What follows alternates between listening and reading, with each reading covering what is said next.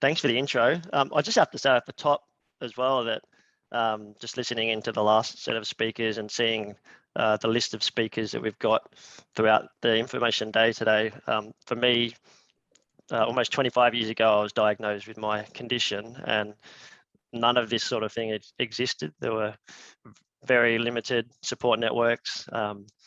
Smartphones didn't exist then. There was no social media, so you couldn't have support groups. I remember that my ophthalmologist, when I was first diagnosed, essentially gave me a pamphlet and told me to get a good pair of sunglasses, and that was all the support I got. So it's amazing to see how much support there is today for families and for kids and for adults with vision impairment. So yeah, congratulations to SafeSight Institute on that.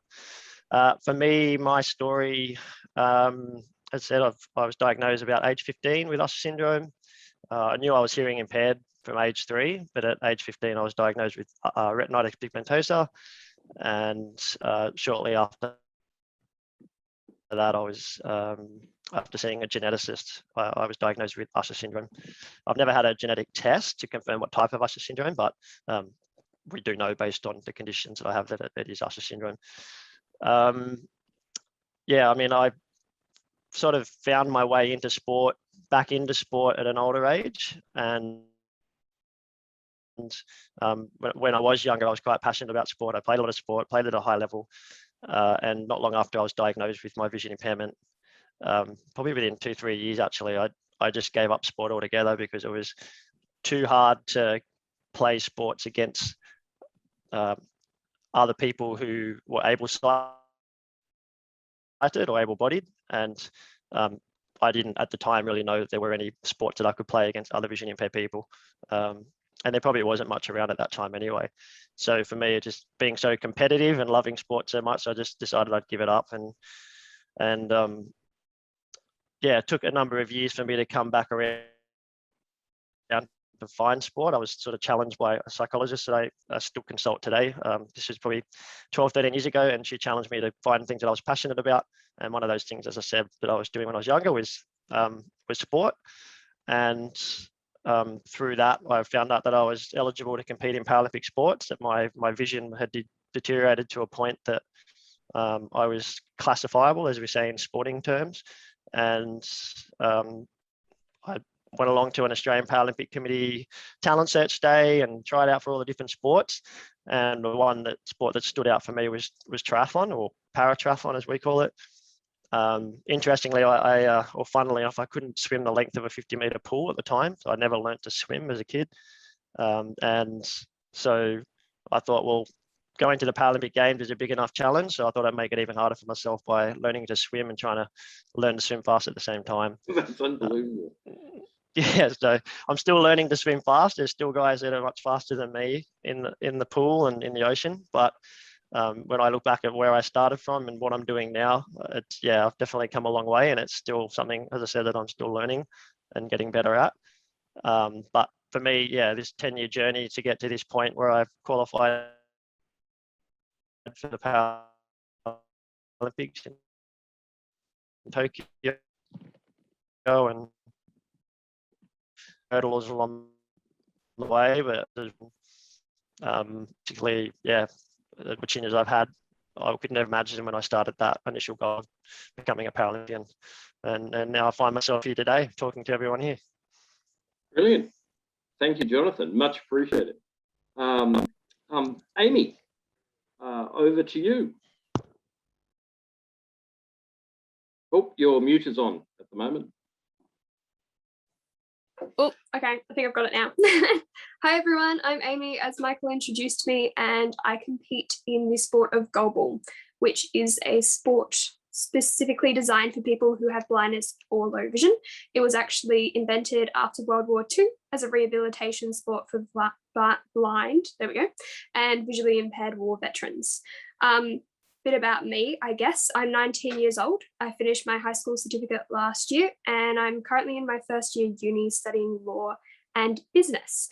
And yeah, I got involved in goalball during high school. Hadn't really been involved in much sport when I was younger, as my eye condition, uveitis, meant that I had a lot of medical stuff going on in primary school. But when I got to high school, I really wanted to get involved in sport. My family is a really big sports family. My dad did high-level cricket, and both of my brothers played cricket and AFL and swim. So being involved in sport was always a goal for me. And I guess, as lots of people can relate to, it's very difficult to find a sport you can do when you have low vision and you can't see balls and you're good at running into people. So for me, finding goalball was amazing. I got involved through the Goalball for Schools program. Now, this program I know pretty much all the vision teachers will know about. It's a program across New South Wales that basically lets students with visual impairments create teams with their sighted peers and compete against each other at a statewide level. That's where I picked up goalball, and I really encourage everybody to get as involved as you can in that program if you're a student, primary school or high school with low vision. It's a great sport and it's a great opportunity to meet people from other schools and to make new friends and those social connections. Anyway, from there I started training with the New South Wales squad, and I guess got better, did a lot of fitness, a lot of strength and mobility training as well outside of goalball, and then got lucky, I guess in addition to my hard work and the opportunities I was offered with goalball. And yeah, competed at the Youth World Championships in 2019. And Tokyo, much to my astonishment, was my debut on the Aussie Bells team, which is the Australian women's goalball team. Yeah, so as Jonathan, I guess, alluded to, a really big thing about being involved in visually impaired sport is knowing how to get a sports classification. To classify for international events, you need to be legally blind. So an acuity of 660 or less. And I think the visual field is 10 degrees or less, but I'm not quite sure. It's 10% vision in both acuity and field. Yes, and knowing how to get involved in and to get your classification, places like Vision Australia offer those sports classifications, and if you have an NDIS plan, those pay to get those classifications. If you are classified, that piece of paper is a really good thing to take to those Come and Try Paralympic days where you can discover all of the sporting opportunities that are available to you as a blind or visually impaired athlete. Yeah. Fantastic. Awesome. Great. All right, let's throw to Brodie before we open into the general questions. Over to you, Brodie. All right. So hi everyone.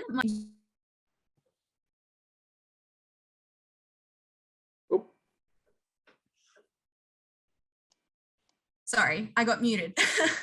Hi everyone. My name's Brodie. I'm 23. I'm currently in my final year of my university degree. So after this year, I'll be a fully qualified high school teacher, which is really, really exciting. I was diagnosed with retinitis pigmentosa, which is the same vision condition as Jonathan has, except I just don't have the hearing component as that. So I don't have Usher's, I just have RP. So I was diagnosed when I was about 11. I was in year 5. And so most of my teenage years, or most of my schooling career that I remember, I did with a vision impairment. In terms of sport, as a kid, I hated sport. I didn't want anything to do with sport. I avoided sport where possible. In high school, I think a lot of it stemmed from playing team sports and that at school. While my teachers had my best interests at heart, they'd often tell me to stand to the side or stick to a particular location so that I wouldn't get hurt or injured.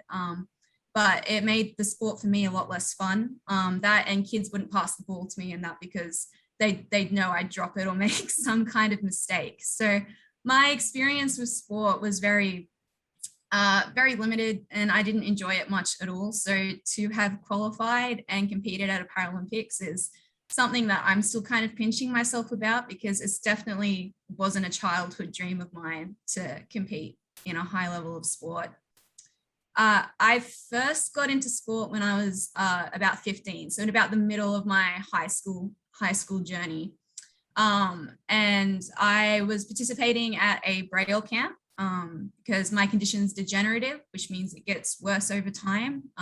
So my parents made the decision to teach me how to read Braille while I still had some sight to kind of help that transition later if my vision deteriorated too significantly. So I was at a Braille camp, and my old youth coach came along and ran a demo of goalball, which was a sport I'd heard of, but like it wasn't necessarily something that I really wanted to get involved with. I gave it a try, and I was like, okay, it's all right. I don't mind it. After that little demo session, my old youth coach came up to me and said, you know, you have potential. If you get good with this sport, you know, you can travel the world with it. And so little 15-year-old me was like, travel? I want to travel. I want to see the world. And I begged my parents to take me to the next training session, and I've been playing ever since. So since starting to play, I've been able to travel a lot, which has been a really amazing experience and something that I'm very thankful for.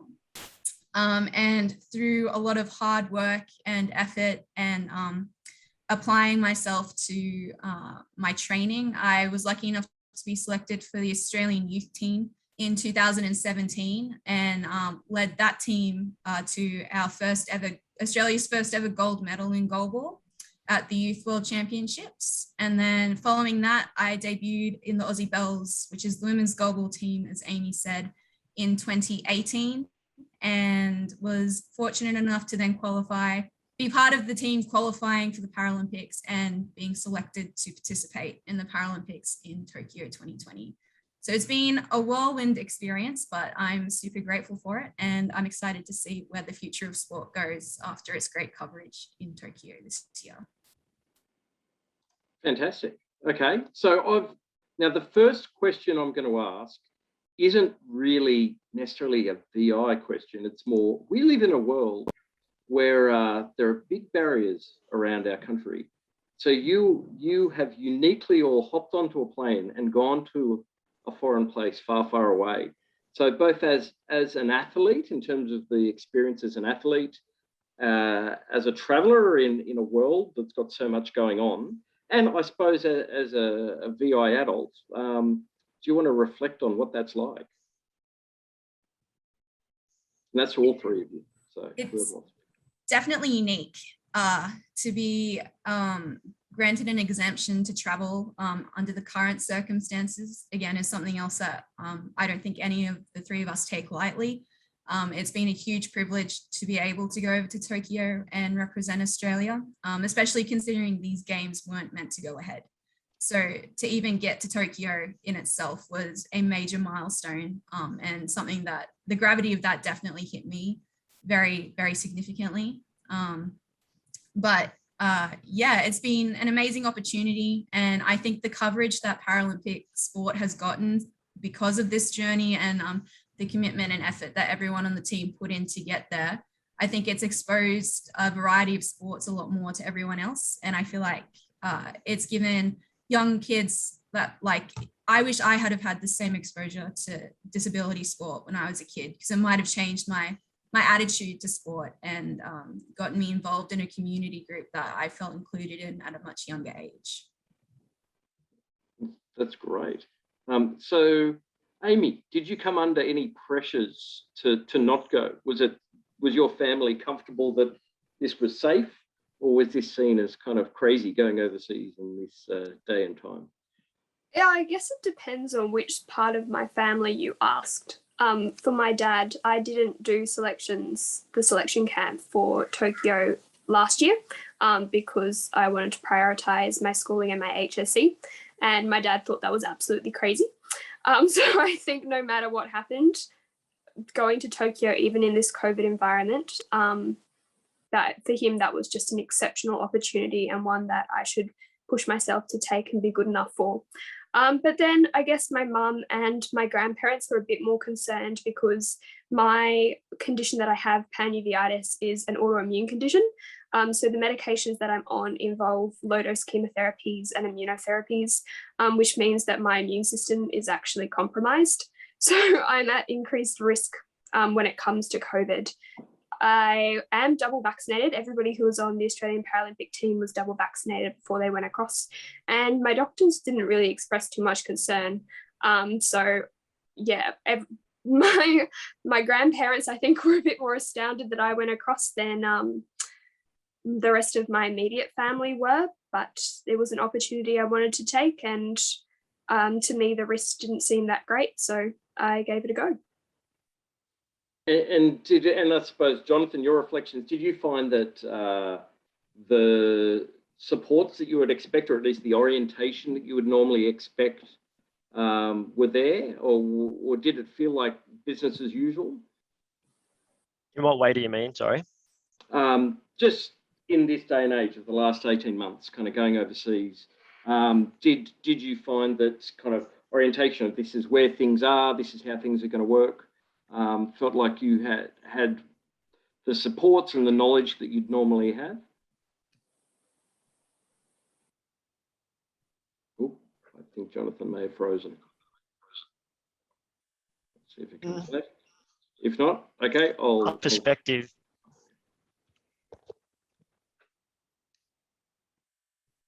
Can you hear me now? A little, yes. Let's give it another go. Let's see. Maybe turn off your video and we'll see if it's better with the video turned off. Sure. Yeah. Is it my connection? Can everyone else see me okay? Or is it I think it's your connection. Michael's?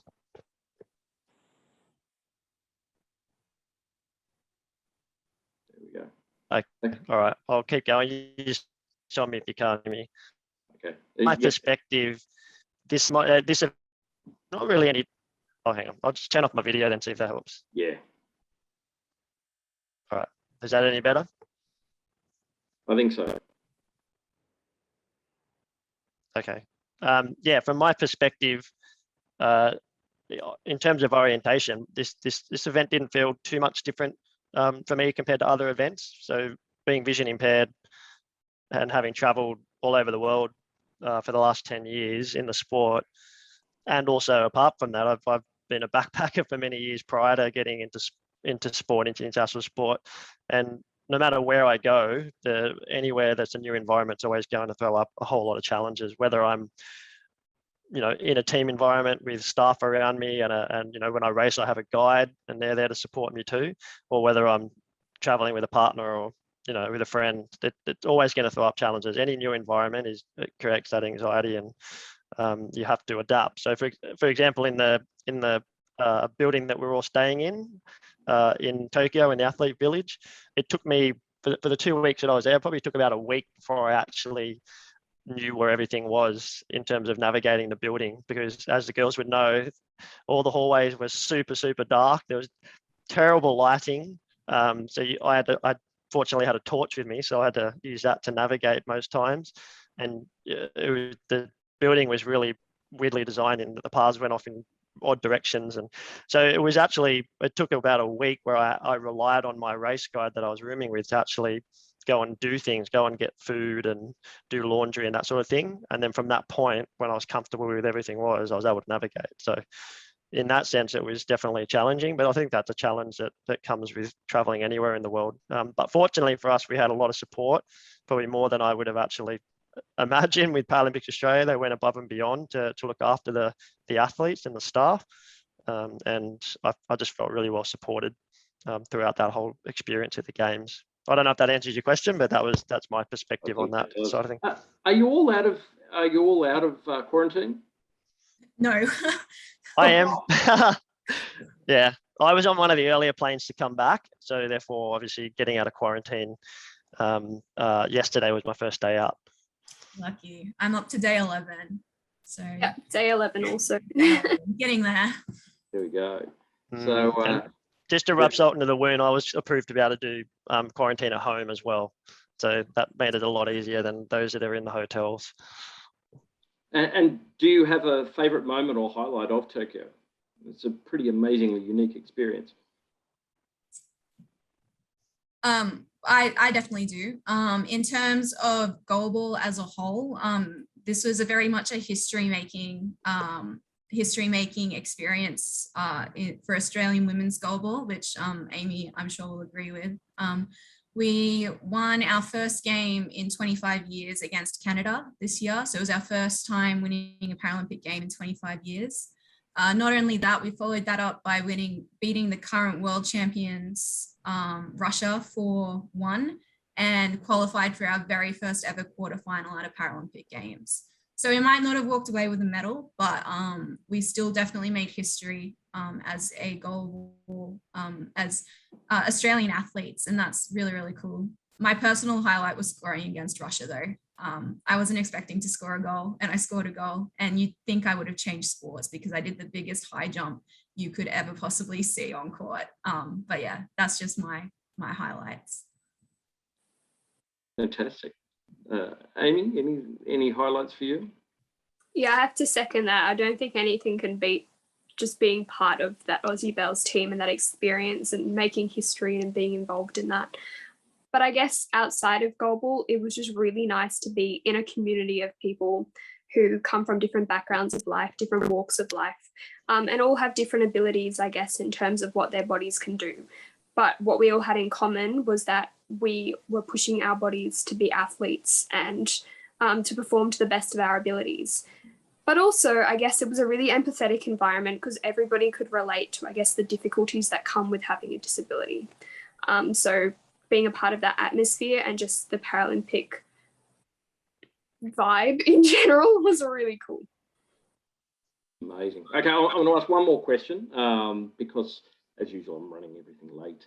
Actually, I'm going to ask two more. So first of all, would you love to go to 2024?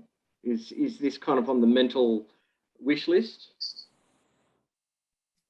Yeah, I'm actually fortunate. Next year at the Commonwealth Games in Birmingham in the UK, I have a medal event in triathlon, obviously.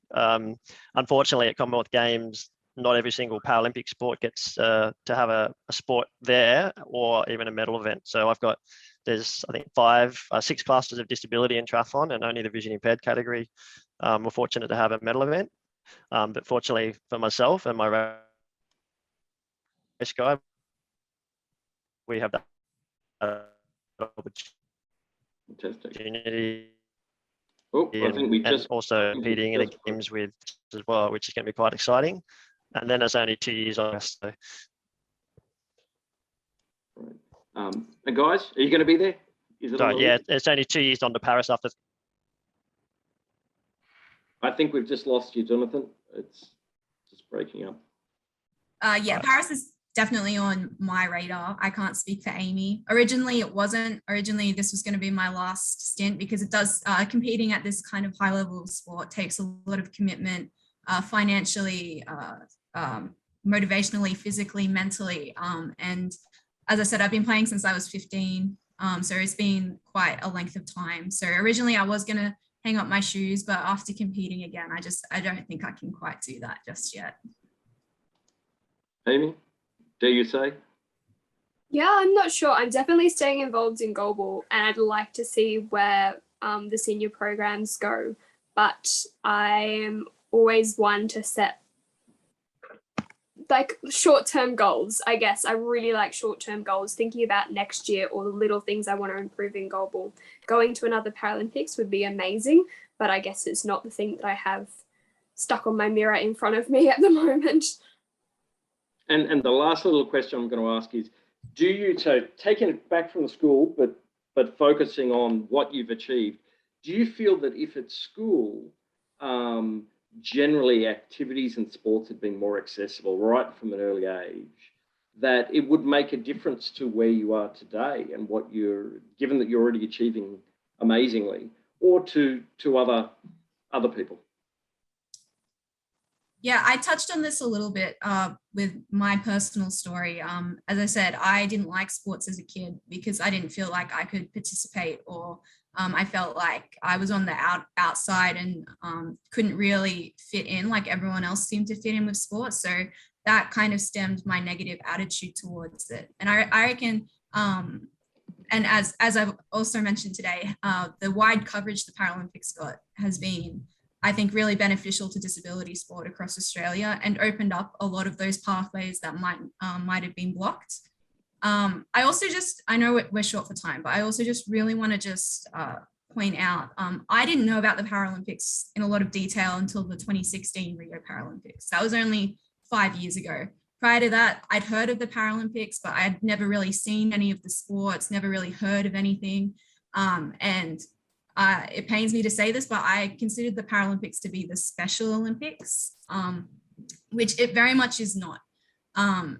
I've since participating in a Paralympic Games, I've come to be quite informed. For those of you who don't know, Paralympics doesn't stand for like paraplegic or Special Olympics or anything like that. It stands for the Parallel Olympics. It means that this Olympics, the Paralympics operates alongside of the Olympics. It just provides an environment and caters to disability so that we can compete in our sports on an equal playing field that runs parallel. We're very much putting in the same amount of effort and training as all of your regular Olympic athletes. We just don't necessarily get the recognition for that because it's misviewed and doesn't necessarily have the correct, isn't displayed the way that it should be and has been presented in media in the past. But I think with the coverage we got, I reckon we'll definitely see those opportunities open up. And I reckon this has been a really great step forward for disability sport in Australia. I'm excited to see where the future of sport goes. And I'll just add quickly to that. Back when I was a teenager, there were no pathways or there was nothing there to educate you on what opportunities there were in sport, especially sports where you're competing against, in our case, other vision impaired people, whether that be a participation level, national or international level. And, you know, for me, being a kid back in the 80s and 90s, Paralympics wasn't something that was really well known about until, say, Sydney Olympics, when people like Louis Savage were the face of Paralympics. And it's just gradually grown over that time. I think for those listening, especially the parents listening at the moment, who have children that are interested in sport, get them involved now, because when you consider that the Paralympics are going to be in Brisbane in 11 years' time, I know for a fact, being more versed in high performance system and how it works and their funding structures and all the sport, that's all going to increase. There's going to be big programs, talent search programs. There's going to be so many new pathways created for young kids, young athletes who want to aspire to be a Paralympian or at least can participate in sport. There's those pathways that are already there, but more of them will be created and there'll be more funding put into those programs. So, you know, Paralympics Australia, and in our case, if you link in with all the blind sporting associations, the state-based and national, there's a lot of pathways now, a lot of support there and funding that have been put into those programs to have that pathway there to participate and to compete. Not only that, I just have one really quick thing. Not only that, it'll provide you and your kids with a community that you didn't necessarily know you needed. I found a community when I started playing goalball of kids who understood what it was like to be vision impaired. And my parents found a community of other parents raising kids with a vision impairment. So I can't stress enough how impactful sport can be. So I'd encourage you to get your kids involved in something or get them to trial something, because it can be life-changing. Sorry, Amy. No, you're good. And I think just to sum up what Brodie and Jonathan said in answer to the question, how you work at school and adaptations in sport are actually really difficult to do and still engage the whole mainstream class. Most people, I guess, unfortunately, are not particularly comfortable with playing soccer with the rattle ball that's actually quite heavy and doesn't go as far. Most kids don't really want to do that, or frisbees that are really big and maybe flimsier in the wind. And I completely respect that, I guess. I don't want everybody to have to change because I'm in their class. Some people might think differently, and I completely respect that too. But I guess what everybody's lent towards is going outside school adaptations in sport early, getting involved in Blind Sports New South Wales. I saw that they just put a link into the chat. Getting involved in those sporting communities that are specifically for low vision and blind athletes is a really great way to get involved early. And yeah, make sure that there are those accessible sporting equipments in schools, but be aware of the fact that they can't be used all of the time, especially when you get towards the end of high school, I guess. Awesome. Well, guys, I'm going to wrap up there, but thank you so much. You not only kind of inspired us with your representation, your amazing speakers. We can now brag that we've had quarantine interviews at the information day, and I got some exercise during the Paralympics, getting up and screaming at the television and craning my neck whilst brushing my teeth watching the iPhone. So thank you so much. You are all absolutely inspirational.